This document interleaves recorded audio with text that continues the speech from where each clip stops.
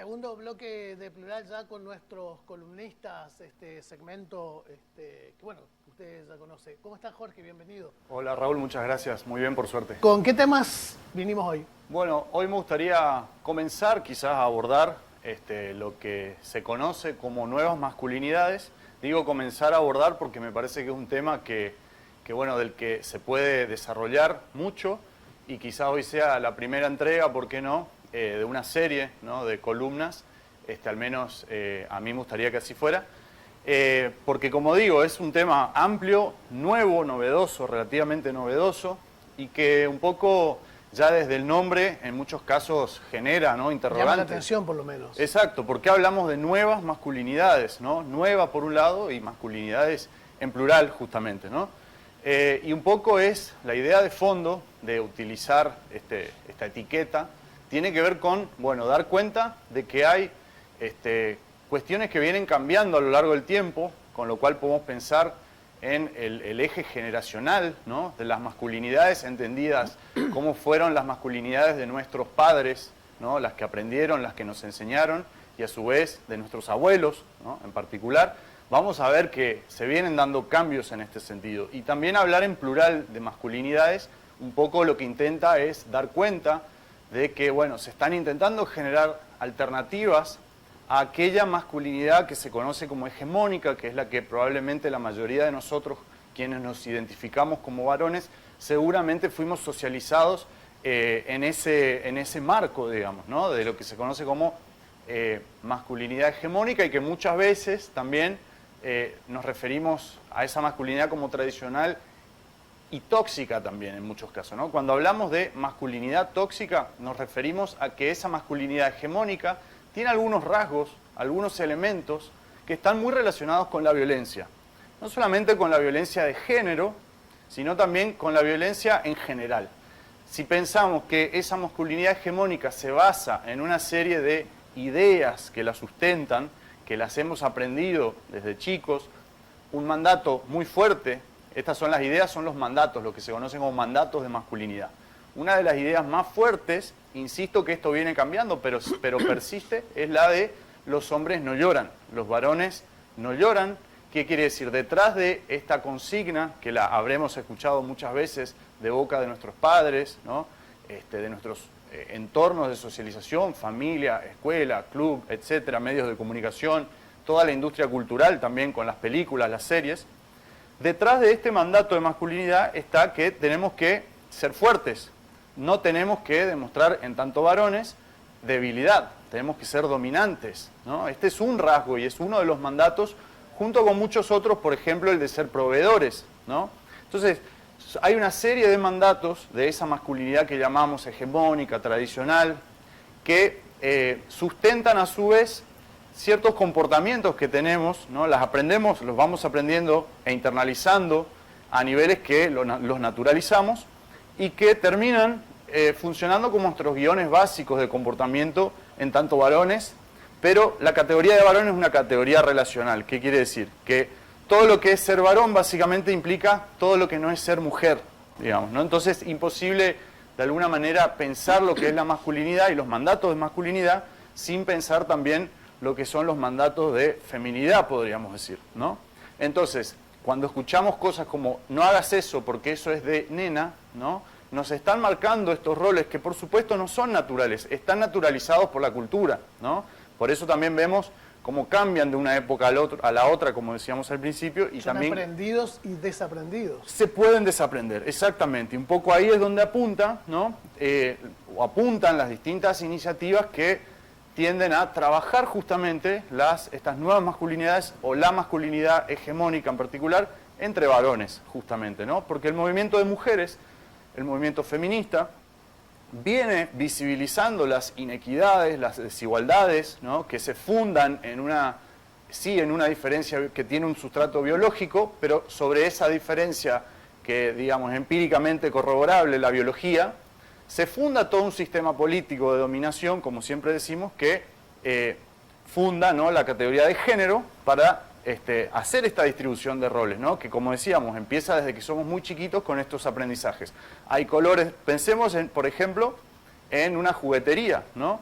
que siga habiendo jugueterías donde esté discriminado, digamos, diferenciado por género, estos son juguetes de varón, estos son juguetes de nena, y no se pueden, si tenés un hijo varón, no le compres eso porque es un juguete de nena. ¿Y con qué tienen que ver los juguetes, por ejemplo, ¿no? Con los roles que se espera que se cumplan en la vida adulta, ¿no? Entonces la muñeca representando el cuidado de los y las hijas, por ejemplo, ¿no? Las cocinitas, las tareas domésticas, y para los varones, autitos y todo lo que tenga que ver con la violencia. Ahí volvemos a este punto, a este nudo, ¿no?, que mencionábamos al principio de la violencia.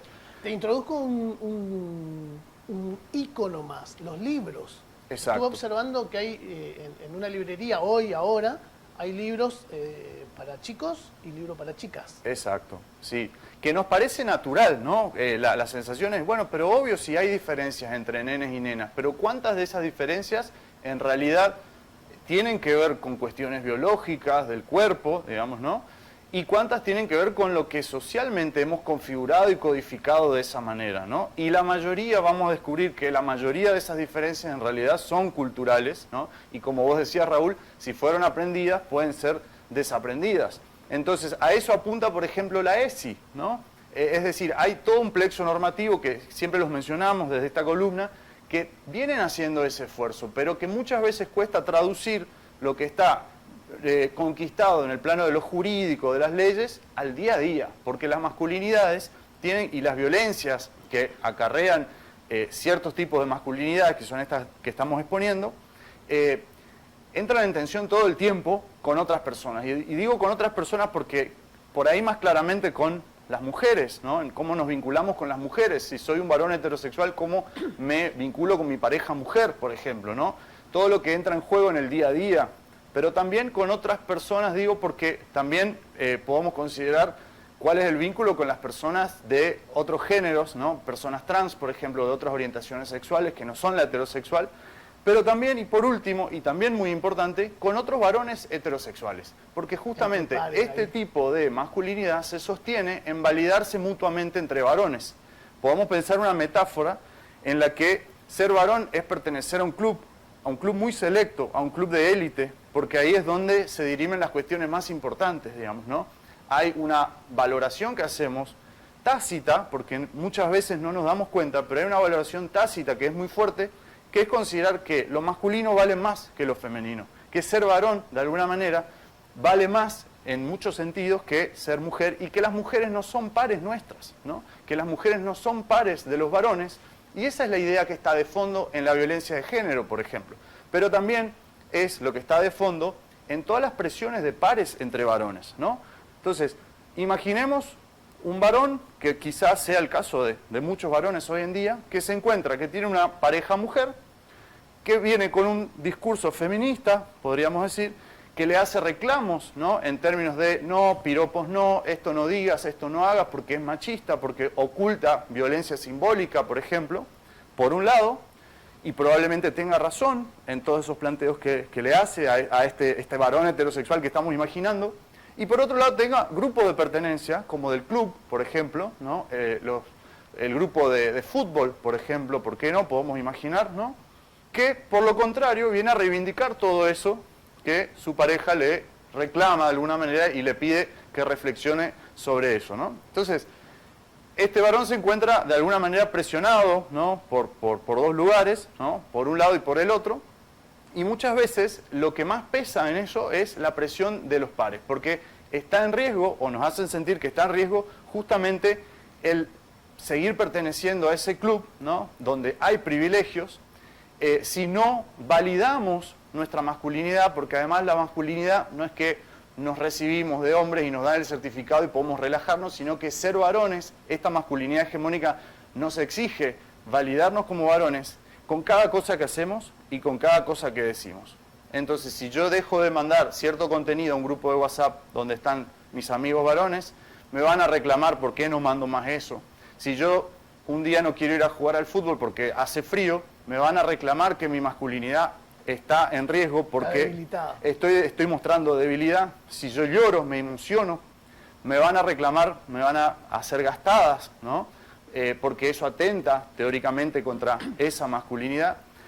Y todo esto es interesante acá viene el apoyo, el soporte, el aporte de la sociología, de la psicología, de la antropología, de la estadística, que cada vez con más contundencia muestran la correlación estadística que hay entre los mandatos de masculinidad y, por ejemplo, la calidad de la salud mental y física de los varones. Entonces, por ejemplo, a causa de estos mandatos, los varones somos más reticentes a atender nuestra salud, ¿no? A ir al doctor si tenemos algún problema.